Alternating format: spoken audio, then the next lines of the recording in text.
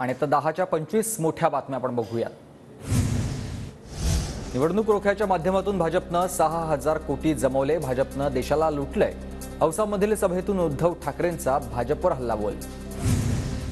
शेतकऱ्यांवर आत्महत्येची वेळ आणली हीच का मोदी गॅरंटी? मोदी गॅरंटीच्या जाहिरातबाजीवरून शरद पवारांचा मोदी सरकारवर निशाणा।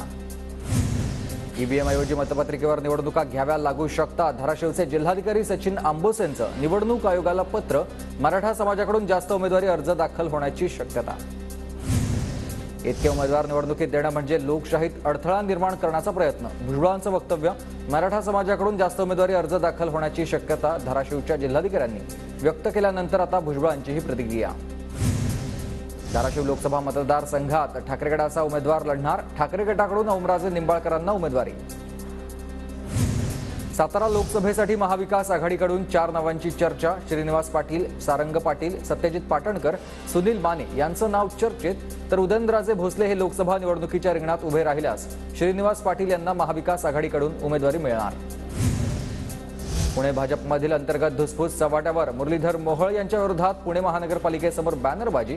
महापौर पद दिलं, चिटणीस पद दिलं, आता खासदारकी पण हवी। बॅनरवर कष्टाळू भाजप कार्यकर्ता असा उल्लेख।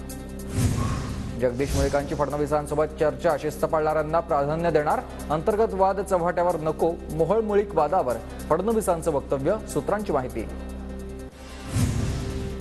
सकाळी वाजणारा भोंगा आज दुपारी वाजला। भाजप आमदार अभिमन्यू पवारांचा संजय राऊतांवर निशाणा। पुढील आठवड्यात लोकसभा निवडणुकीची घोषणा होण्याची शक्यता। निवडणुकीच्या दृष्टीने निवडणूक आयोगाची तयारी पूर्ण। ठाकरे गटाचे उपनेते अद्वै हिरे यांना दिलासा नाहीच। अद्वै हिरे यांचा जामीन मालेगाव अप्पर न्यायालयानं फेटाळलेला आहे।